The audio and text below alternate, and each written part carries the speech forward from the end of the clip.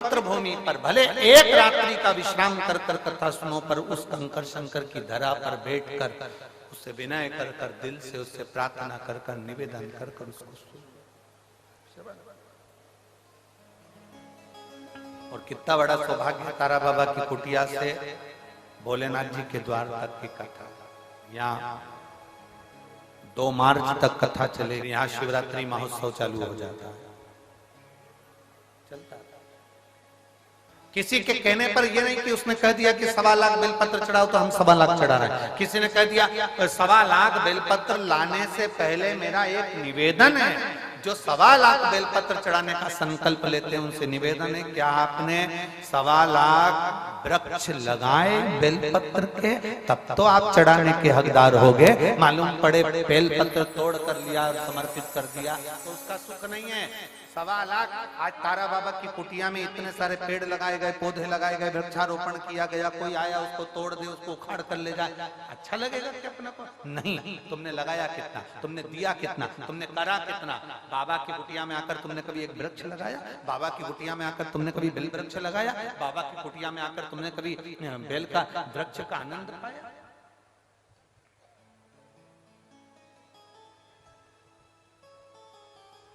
आज इस भूमि पर हम गोविंद जी से और हमारे मन में आया तो हम कह दें क्या गोपाल जी, अगर कर सको तो हम तो विनय कर सकते हैं।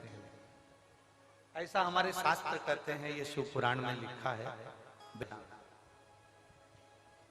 जहां पर बेलपत्री के 51 वृक्ष होते हैं, उन वृक्ष की जैसे कहते हैं ब्रज में वाटिका होती है, अशोक वाटिका होती है, वो वाटिका हमारे यहाँ इसको बेल वाटिका कहते हैं।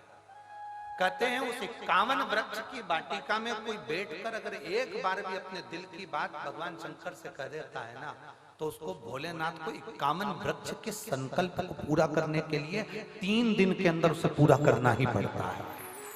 हमारा इतना सा निवेदन है गोविंद जी से और गोपाल जी से कि तारा बाबा की कुटिया में एक बेल वृक्ष की वाटिका होना चाहिए। ये हमारा केवल एक निवेदन है।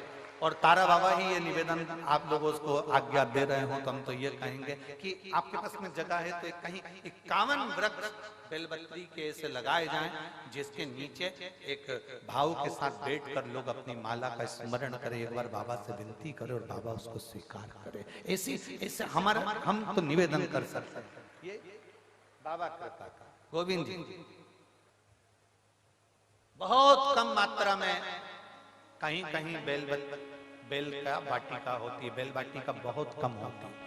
उसका कारण एक होता है, सबसे बड़ा कारण हम बता भी देते हैं। उसका कारण एक होता है, 4 बेलपत्री के वृक्ष आपने लगाए हैं, बड़े भी हो गए, आप बेलपत्री के वृक्ष के नीचे आराधना करने बैठोगे, धीरे धीरे आपकी तप साधना के कारण बस बेलपत्री का वृक्ष सूखने लगता है।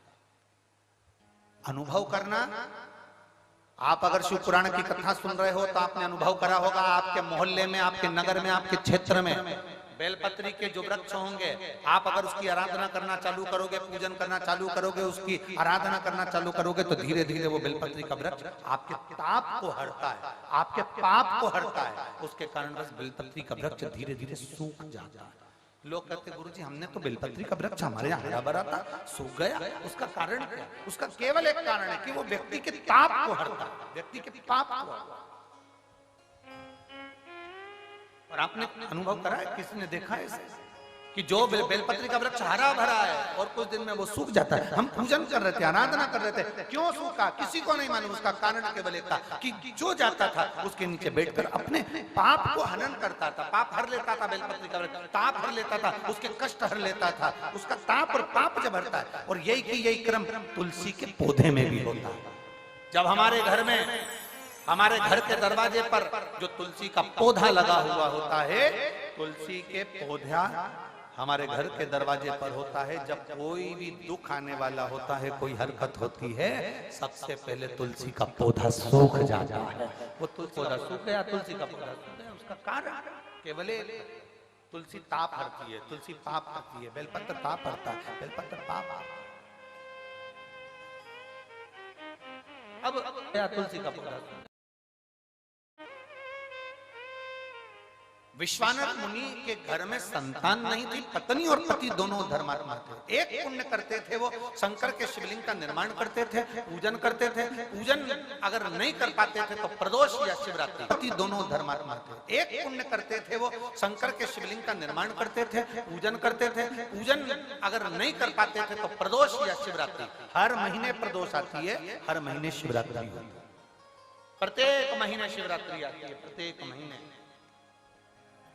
जैसे तारा बाबा जी का जन्म माघ शिवरात्रि को हुआ और ज्योति में ज्योति विलीन फागुन शिवरात्रि पर।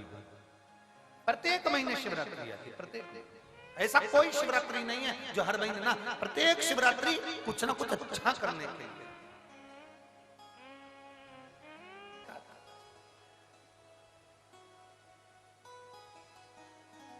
कितना भी कर्जा हो,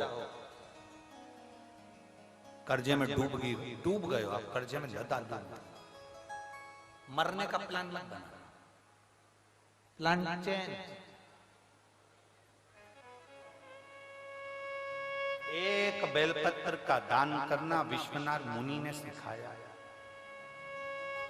शिवरात्रि प्रदोष के दिन का नियम बना लो, कितना भी कर्जा हो, कितना भी दुख हो, कितनी भी तकलीफ हो, एक नियम बना लो कि मैं भले मंदिर में पहुंचूं ना पहुंचूं, मैं भगवान के मंदिर जा पाऊं ना जा पाऊं। एक नियम बना लो कि प्रदोष के दिन और शिवरात्रि के दिन मैं अपने दरवाजे के बाहर एक घी का दीप दरवाजे के बाहर लगाऊंगी और एक घी का दीप किसी बेलपत्री के वृक्ष के नीचे लगाऊंगा। दो जगह पर अगर आपने दीप लगाना